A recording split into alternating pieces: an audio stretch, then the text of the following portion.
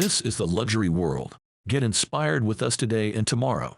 Major news has just emerged in the market with Rolex's acquisition of Bucherer being announced. This is a highly significant event because it has the potential to influence not only the secondary market but also the primary market and the entire watch industry.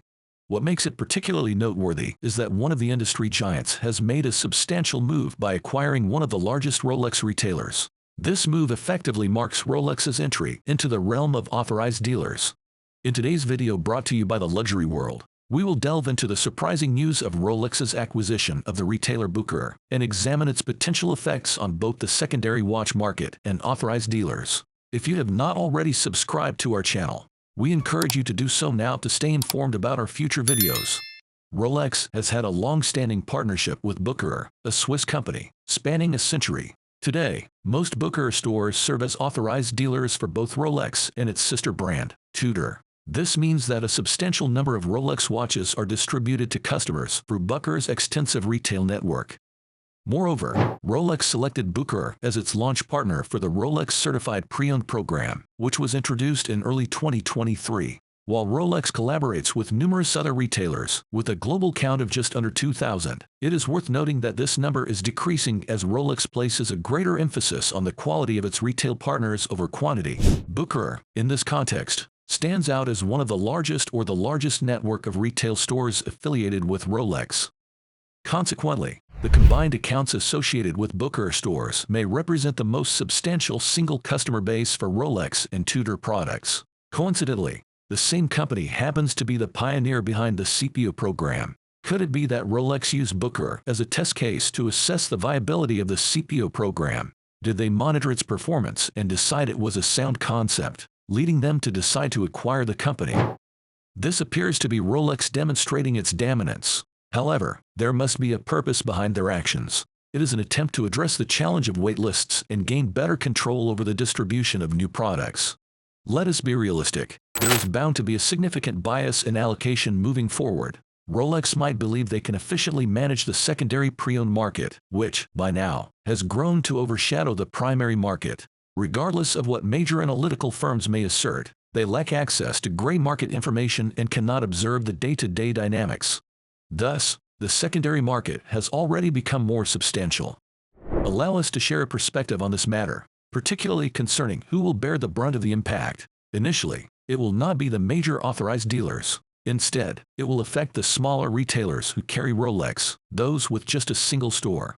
This is because, as we mentioned earlier, the allocation of Rolex watches is going to change. Consequently, this shift could further fuel the gray market, as these retailers will make every effort to maximize their profits from the limited allocations they receive. To illustrate, if they used to receive 20 GMT watches that they sold to customers at a 37% profit margin, but now they only receive 2, they may be more inclined to sell those GMT watches to the highest bidder. Certainly, we will also witness a decline in sales, primarily due to reduced allocations. This situation mirrors the historical precedent set by Audemars Piguet, which initially adopted a boutique-only allocation strategy, which was a move that was met with skepticism at the time. Interestingly, those authorized dealers who lost the AP line back then are now the ones facing the impact. Subsequently, other brands have followed a similar path in the years since, eliminating intermediaries. In the case of Rolex's acquisition of Bucherer, one can speculate on the game plan.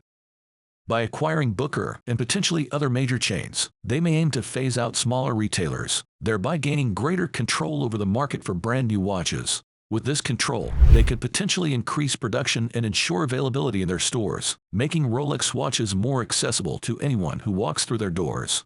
The question that arises next is what will happen to Rolex's certified pre-owned program, which was a significant development. By making Rolex more accessible, there is the potential for prices to drop below the new retail prices. This could, in turn, diminish the brand's allure, allowing other watch brands to benefit if they maintain their current strategies.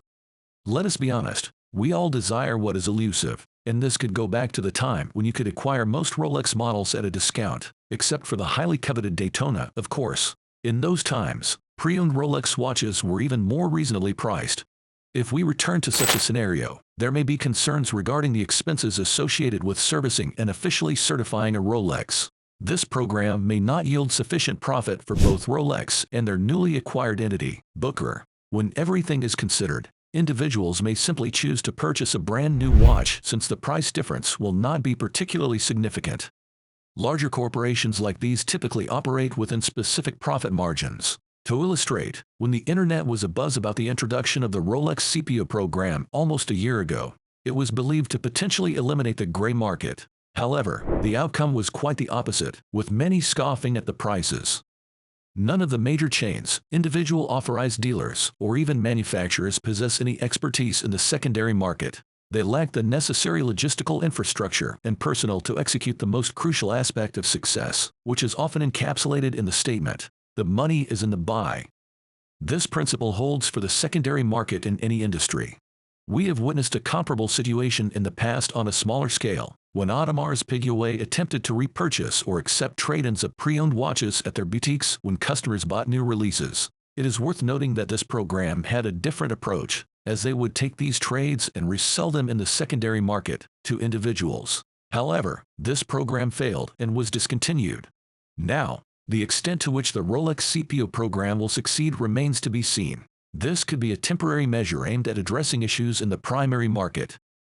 Let us consider a scenario. Over the past few years, many individuals bought a watch with the primary intention of reselling it for profit. Moreover, a considerable number of consumers entered the market with the notion that they were making a sound investment. They believed that their purchase would hold its value or appreciate over time. These have become common expectations among consumers.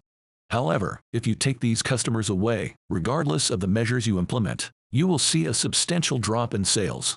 The consequence could be a return to a time resembling my beginnings in the industry 20 years ago, when Rolex was considered a luxury item, but not necessarily the must-have it became. This could lead to a decline in Rolex's appeal, causing consumers to explore other options. It is worth noting that the financial media and the COVID-19 pandemic have shifted our focus away from the belief that watches are not investments but rather expensive toys. Rolex has consistently held the top position in the eyes of many others. They are renowned for being the largest and most prestigious in the business. In the upcoming months and years, we can expect to witness a more thorough merging of Bucherer with Rolex. This period will also serve as a test of Rolex's belief that this acquisition represents the optimal solution, not only for their brands but also for the watch and jewelry brands carried by Bucherer stores. Further research is required to comprehend the specific reasons within the watch retail sector that prompted Rolex to take this protective step, and whether other segments of the watch retail industry might be experiencing similar impacts or vulnerability. What are your thoughts on this shocking news? We would love to see your comments and opinions in the comments section below. If you enjoyed the video, we would appreciate it if you let us know by leaving a comment and giving it a thumbs up. Do not forget to follow our channel for more content. Thank you for watching The Luxury World, and we look forward to having you join us in our upcoming videos.